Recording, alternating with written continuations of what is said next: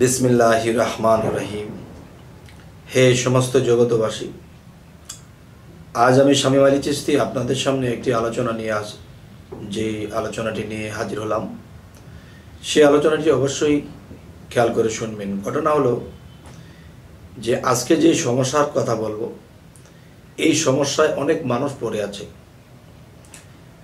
একটা জিনিস দেখেন, একটা সংসারের মধ্যে একটা স্বামী বা একটা পিতা বা একটা বড় ভাই, এর উপরে কিন্তু একটা সংসার নির্ভর করে। ছোট ছোট ভাই বোন আছে এবং দেখা গেছে বাবা মা আছে, এদেরকে নিয়ে সংসারটা চালিয়ে যেতে হয়। তো এখন বিষয়টা হলো যে অনেকেই আমার কাছে এরকম কিছু বলেছে বা অনেকে আমাকে ফোনে খুব নিয়াস ফেলে দিয়েছে যে কি করব। যে একটা জিনিস হলো, হাদিস কোরআন যদি আমরা দেখি তাহলে নিজের পরিবার পরিজনকে বাঁচানো ফরজ, তাদেরকে খাওয়া দাওয়া লালন পালন করে রাখাটা আমার জন্য ফরজ। তাহলে কি করব? যেই কাজে হাত দিই সেই কাজে ব্যর্থ হয়, যেই কাজে হাত দিই সেই কাজে ব্যর্থ হয়। এমনকি টাকা পয়সা ইনভেস্ট করব, টাকা পয়সা নিয়ে হাওলাত করে যখন যাই, তারপরও দেখা যায় যেটাতে হাত দিই সেটাই নষ্ট হয়ে যায়। তাহলে একটি বিষয় হলো দেখুন, যে মানুষ মানুষের শত্রু, তো মানুষই মানুষের শত্রামি করতেছে। আর শত্রামি কত প্রকার, এই প্রকারভেদ শত্রামি যদি আমরা বুঝতে পারি তাহলে আমরা অনেক সমস্যা থেকে আমরা কাটিয়ে উঠতে পারবো ইনশাল্লাহ। দেখুন, ধরেন আপনার ফ্যামিলির মধ্যে আপনার পিতার উপর কারো শত্রামি আছে, বা আপনার মায়ের উপরে কারো শত্রামি আছে, আপনার ভাইয়ের উপরে কারো শত্রামি আছে। তখন দেখেন এই পৃথিবীটা একটা তান্ত্রিকের জগৎ, জাদুকরের জগৎ, আল্লাহর অলিদের জগৎ, শয়তানের জগৎ, ভালো মানুষের জগৎ, সকল মিলিয়ে কিন্তু এই পৃথিবীটা। তো তান্ত্রিক বা একটা জিনিস যে জাদু বিদ্যা এবং কবিরাজি একটা বিদ্যা। তো এখন আজকের কথা হলো কি, দেখেন আপনি নর্মালে আছেন, কাজ করছেন, চলছেন ফিরছেন, কিন্তু আপনার বহু জায়গা থেকে চাকরি চলে গেছে, অনেকবার চাকরি নিয়েছেন, অনেকবার চাকরি চলে গেছে। এরকম কেন হয়? এবং আপনার সংসারের অভাব দূর হচ্ছে না, এবং দেখা যাচ্ছে যে আপনি কিছু টাকা পয়সা জোগাড় করেছেন, জোগাড় করে যে চাকরি তো অনেকদিন করলাম, এবার একটা ব্যবসার চিন্তা ভাবনা করি। তখন ব্যবসার চিন্তা ভাবনা করে ব্যবসায় গিয়েছেন, তখন সেই ব্যবসায়ও মার খেয়েছেন, কেউ টাকা মেরে দিয়েছে, আমি তো মাল নষ্ট হয়ে গেছে বা কিছু একটা, মানে একের পর এক সমস্যাই দেখা যাচ্ছে। এর মধ্যে কোনো সমস্যা ছাড়া একটা দিনও না, চলা, খাওয়া দাওয়া, কাপড় চোপড় পরা, মানে খুবই কষ্টদায়ক হয়ে দাঁড়িয়েছে। তো এখন কি করা, এটা কেন হচ্ছে? তবে প্রথমত আমি বলবো যে আপনি ভালো করে দেখেন যে আপনার দাদার উপর, আপনার পিতার উপর বা আপনার উপর কারো শত্রুমির খায়েশ আছে কিনা, এবং যার সাথে শত্রুমি আছে সে কি কোনো তান্ত্রিক বা জাদুবিদ্যার কোনো লোকের সাথে তার ওঠা বসা আছে কিনা। তখন দেখেন 2-4-500 টাকা খরচ করবে, তখন তান্ত্রিক বা জাদুঘর দ্বারা এমন কিছু কাজ আপনাকে করাবে যা করলে আপনার জীবনের উন্নতি বন্ধ করে দিতে পারে। এটা প্রমাণ। কারণ প্রমাণটা দেখেন, হযরত মুহাম্মদ সাল্লাল্লাহু আলাইহি সাল্লাম কিন্তু তিনি একজন বিশ্বনবী, এবং যাকে সৃষ্টি না করলে আল্লাহ জগৎ সৃষ্টি করতো না, তাকেও কিন্তু জাদুকররা জাদু করেছে। তার মানে জাদুর যে ক্ষমতা, এটা কিন্তু একজন অলি আউলিয়া এবং নবী রাসূলদের উপরেও এটা লাগে। আর এটা যে লাগে তার প্রমাণ হযরত মুহাম্মদ সাল্লাল্লাহু আলাইহি সাল্লামকেও জাদুকররা জাদু করেছে। তাহলে আপনার আর আমার মতো সাধারণ মানুষ এটা কিছুই না। আচ্ছা, তাহলে এখন আমি বলবো কি, যে এই পৃথিবীতে অনেক জাদুকররা আছে যে টাকার বিনিময়ে আপনার ক্ষতি করতে পারে। যেমন আপনার প্রতিবেশীর মধ্যে কেউ আপনার শত্রু আছে, যে আপনি ভালো ইনকাম করছেন, ভালো চলছেন, একটা সময় খুব ভালোই আপনি চলছেন, কিন্তু এটা কারো হিংসা লেগেছে বা তাদের সাথে একটু শত্রুমির ভাব ছিল, তখন সে কোনো তান্ত্রিক বা কোনো জাদুকর বা কোনো কবিরাজ ধরে তখন আপনার নাম এবং আপনার মায়ের নাম নিয়েছে। সেই নামটি নিয়ে তখন সেটা কবজ করে সেটা এমন সিস্টেম করে রেখেছে, যার ফলে কি হয়েছে, তখন আপনার উন্নতি, আয় উন্নতি যেটা ধরেন সেটাই ভেঙে পড়ে, কোনো কাজে শান্তি নেই, এটা বিপদ সেটা বিপদ, ধার কর্জ করে একেবারে সর্বনাশ, এখন বেঁচে থাকতেও ইচ্ছে করে না, এমন পর্যায়ে অনেক লোক আছে। আচ্ছা, তো এখন এই যে আপনি বুঝবেন কি করে আপনাকে কেউ ক্ষতি করে রেখেছে, তাবিজ কবজ করে রেখেছে, আপনাকে কেউ এরকম অবস্থা করে রেখেছে, এটা আপনি বুঝবেন কিভাবে? এটাকে বুঝতে হলে রাতের বেলায় কমপক্ষে যে 21 বার আপনি হযরত মুহাম্মদ সাল্লাল্লাহু আলাইহি সাল্লাম আমার নবীর দুরূদ পাঠ করবেন 21 বার। এরপরে দেখা গেছে আয়াতুল কুরসি পাঠ করবেন 7 বার এবং সূরা ফাতিহা 3 বার এবং সূরা ইখলাস 3 বার। এটি পড়ে বুকে ফু দিয়ে আল্লাহকে সেজদা দিয়ে ডান কাঁধে জিকির করতে করতে ঘুমিয়ে যাবেন। ঘুমিয়ে যাওয়ার পরে দেখবেন যে আপনাকে যে কেউ যদি ক্ষতি করে থাকে, আপনার জীবনের চাকাটা যদি কেউ ঘুরিয়ে দিয়ে থাকে, তখন কি হবে? তখন এটাই হবে যে আপনি দেখবেন এরকম কিছু, দেখবেন কোনো মানুষ অসুস্থ হয়ে আছে, তাকে কোনো এমন কিছু কবিরাজ বা এমন কেউ এসে তাকে সুস্থ করতেছে। এই দৃশ্য যদি আপনি দেখেন তাহলে মনে করবেন যে আপনার উপরে যে ক্ষতি করে রেখেছিল সেই ক্ষতিটা আস্তে আস্তে কেটে যাবে।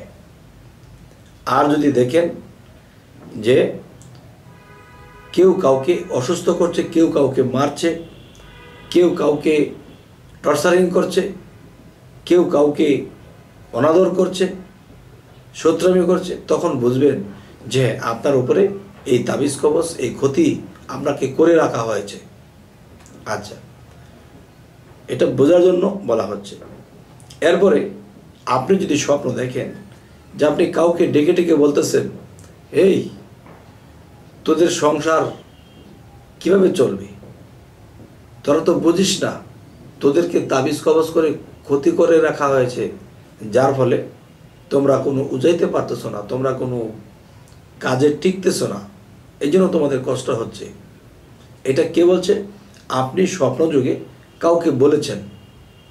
তা আপনি স্বপ্নযুগে কাউকে যদি এই কথা বলে থাকেন, তাহলে যাকে বলেছেন সেই ব্যক্তি যদি আপনার পরিচিত কেউ হয়ে থাকে, আপনি তাকে জিজ্ঞাসা করবেন বাস্তবে যে তোমার সাথে তোমার এই কথা হয়েছিল। সে বলবে কবে কথা হলো, কবে, কেমনি কি, তাহলে সে বলতে পারবে না। তার মানে বিষয়টা তার নয়, বিষয়টা আপনার। যে আপনি দেখেছেন কি, আপনি দেখেছেন যে এমুক ব্যক্তিকে এটা বলতেছেন যে তোমাকে ক্ষতি করে রাখা হয়েছে, তোমাকে এই তোমার সংসার নষ্ট করার জন্য বলতেছেন, তাহলে এই জিনিসটি তাকে আপনি কেন বলতেছেন? তাকে আপনি বলতেছেন না, কথাগুলো আপনার এবং আপনার সমস্যা, আর আপনার সমস্যার সমাধান করার জন্য এটা এভাবে এসেছে। নিজের জিনিসটি পরকে বলছেন সতর্ক হতে, না আপনি নিজে সতর্ক হবেন। তাহলে এখন আরও একটি বিষয় হলো যে এটা জানার জন্য এই বিষয়ে যে কীভাবে জানবেন যে আপনাকে ক্ষতি করে রাখা হয়েছে, আপনার আয় উন্নতি, ব্যবসা বাণিজ্য সব কিছু ব্রেক মেরে রাখা হয়েছে, আপনি নড়তে চড়তে পারছেন না এবং ভালো মন্দ বাজারে নিয়েও আপনি খেতে পারছেন না, চোখের পানির সাথেই দিন কাটে, রাত কাটে। আচ্ছা, এবার আসবো যে আপনাকে যদি কেউ ক্ষতি করেই রাখে, তাহলে এটার আরও একটি পরামর্শ আমি দেব, বা অন্য অন্য ভিডিওতে পরামর্শটি দিয়েছি, তবে এটাতেও দেব। সেটা হলো, দেখুন, আপনি প্রত্যেক দিন সকালে ঘুম থেকে যখন উঠবেন, এর আগে তো নামাজ আছে, অনেকে নামাজ পড়ে একটু কায়তে হয়, একটু ঘুমায়, যাই হোক, ঘুম থেকে উঠে কি করবেন যে 3 বার ফাতিহা, 3 বার ইখলাস, 1 বার ফালাক, 1 বার নাস পরে নিজের বুকে ফু দিবেন।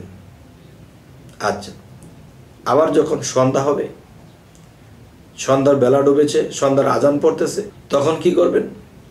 তখন আবার 3 বার ফাতিহা, 3 বার ইখলাস, 1 বার ফালাক, 1 বার নাস বলে আপনারা বুকে ফু দিবেন এবং হাতের মুষ্টির মধ্যে ফু দিয়ে পুরো মাথা থেকে পাতা পর্যন্ত মুছে দেবেন। তখন এতে কি হবে? এতে আপনার এটাই হবে যে আসমানি বালা, জমিনের বালা, পাতালের বালা আপনার দূর হয়ে যাবে। তবে এবার আমি বলবো যে কথাটি, সেই কথাটি হলো, দেখুন যে আপনি যখন দেখবেন যে ওইরকম স্বপ্নগুলো যদি আপনি দেখেন, তাহলে ভেবে নেবেন যে আপনার মধ্যে এই প্রভাব আছে কি নাই। আচ্ছা, আরও একটি কাজ, যে যেই ছোড়াগুলোর কথা বলা হয়েছে এগুলোর পাশাপাশি শরীর তো মোছা দেবেন, শরীরে ফু দিবেন। আরেকটি কাজ হলো যে একটা গ্লাসের মধ্যে পানি ফু দিয়ে সেই পানিটা খেয়ে ফেলবেন। আচ্ছা, আরও একটি বিষয় হলো, যখন কাজে কর্মে, ব্যবসায়, অফিসে চলে যাবেন, তখন আপনি ঘরে কেবলামুখী হয়ে সরাসরি কুদরতি চরণে আল্লাহ সরাসরি একটা সেজদা করবেন। রুকু বাদে সরাসরি সেজদা করবেন যে হে আল্লাহ, আপনি এই কোরআন নাজিল করেছেন, কোরআনের মধ্যে যেই সূরাগুলো পাঠ করেছি এগুলো পড়লে বিপদগ্রস্ত হইতে বেঁচে থাকা যায়, এবং জাদুটোনা কেউ যদি কাউকে করে থাকে, ক্ষতি করে থাকে, এটা থেকে বেঁচে থাকা যায়। তাহলে আল্লাহ আপনি হেফাজত করুন, আপনার সূরাগুলো পড়েছি এই উসিলায়, যেন আমি বিপদ মুক্ত হতে পারি এবং আপনার ইবাদত করতে পারি। আচ্ছা, এই বলে সকালে তো বের হবেন, আবার রাত্রে এই কাজটা যখন করবেন তখন আবার সেজদায় যাবেন, সরাসরি সেজদায় গিয়ে আবার এই কথাগুলো পড়ে বলে এবার ডান কাতে শুয়ে থাকবেন। আচ্ছা, তবে আরেকটা কথা হলো কি, দেখেন এই পৃথিবীতে মানুষ যে বুঝুক না বুঝুক 200 টাকার কাজ হবে, একজন কবিরাজ হোক, জাদুকর হোক, তার 200 টাকার কাজ হবে। এই 200 টাকার কাজ করে দিল, কিন্তু যার বিরুদ্ধে এই কাজটি করে দিল সে কিন্তু একটা সংসার হারা হয়ে গেল, বাড়িঘর ছাড়া হয়ে গেল, আর 200 টাকা সে কামায় নিল। তাহলে আপনাদের কাছে আমি অনুরোধ করে বলবো, হে তান্ত্রিক ভাই, হে জাদুকর ভাই, হে কবিরাজ ভাই, 200-400 টাকার জন্য মানুষের ক্ষতিটা করবেন না। আরে ভালোটা করলেও তো মানুষে যা দেয় তাই আলহামদুলিল্লাহ, কিন্তু ভালোটা তো করবেন, যাই দেয় তাই নিলেন, কিন্তু মানুষের ক্ষতির জন্য যাবেন না। একটা মানুষের সংসার, ফ্যামিলি পথে বসে যায়, কারণ এই জিনিসের মধ্যে আল্লাহ শক্তি দিয়ে রেখেছে। এই তান্ত্রিক, জাদু এবং দেখা যায় কবিরাজি, এরা যদি ভালো কাজে লাগায় তাহলে তারা জান্নাতবাসী হবে, আর যদি এই জিনিসগুলোকে খারাপ কাজে লাগায় তাহলে তারা দোজখবাসী হবে। তবে হে সমস্ত জগতবাসী, আজকের আলোচনা কি বোঝাতে চাইলাম অবশ্যই যারা বুঝতে পেরেছেন মানার চেষ্টা করবেন, ইনশাআল্লাহ ইহকাল পরকালে আমরা সুখী হব।